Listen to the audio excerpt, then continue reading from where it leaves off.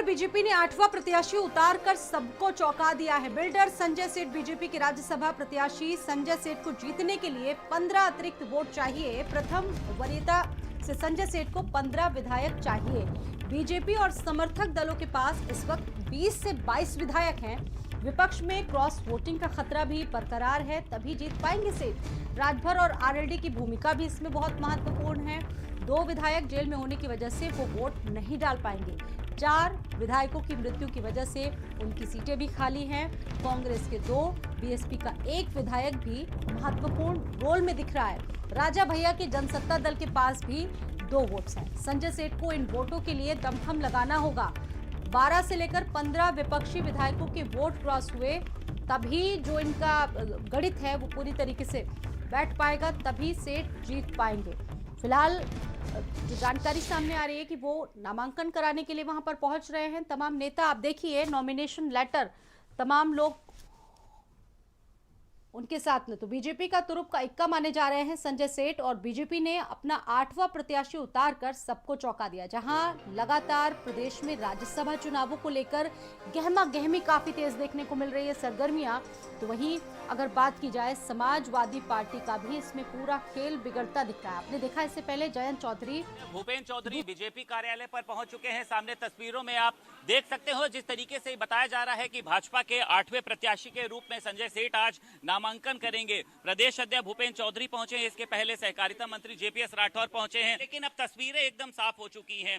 Bhupendra Chaudhary BJP कार्यालय में पहुंचे हैं, सहकारिता मंत्री जेपीएस राठौर भी यहां पर मौजूद हैं, राज्यसभा प्रत्याशी संजय सेठ भी बीजेपी कार्यालय में मौजूद है, और अब से कुछ देर बाद में नामांकन की प्रक्रिया को शुरू करने के लिए सभी शीर्ष नेता विधानसभा की ओर कूच करेंगे। लखनऊ से वीडियो जर्नलिस्ट अरविंद कुमार के साथ संदीप खेर, भारत समाचार।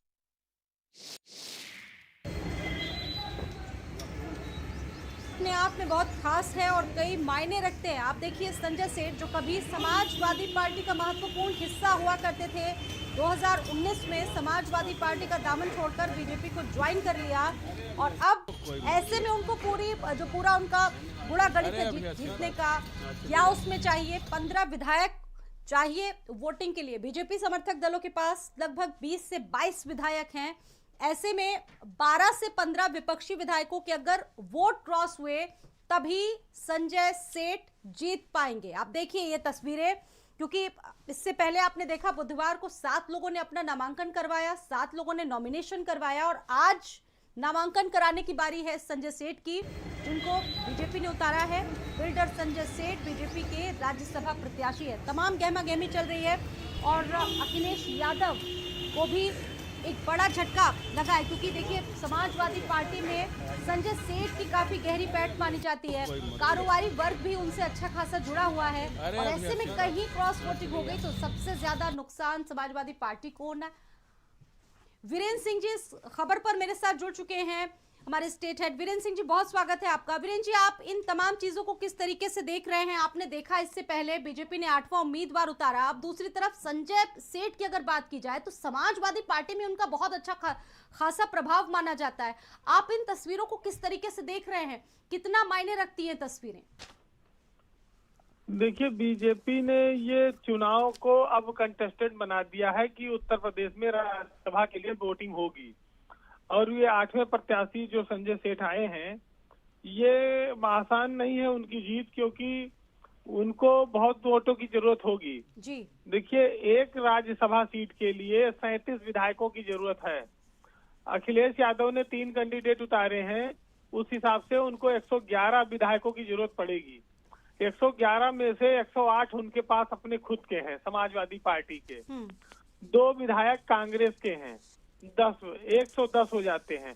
1 विधायक की कमी पड़ती है उनके पास, लेकिन पल्लवी पटेल की जो नाराजगी हुई इस दौरान जी, उसकी वजह से भाजपा को लगा कि हम अगर एक कैंडिडेट उतारे तो शायद समाजवादी पार्टी में कुछ और क्रॉस वोटिंग हो जाए।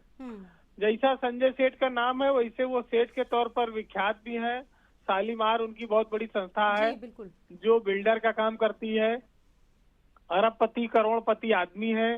तो जो राज्यसभा चुनाव में हमेशा से एक उम्मीद रहती है कि अगर चुनाव हो जाएगा, क्रॉस वोटिंग होगी, तो विधायकों के भी कुछ चांदी हो जाएगी, तो उसके आसार बढ़ गए हैं।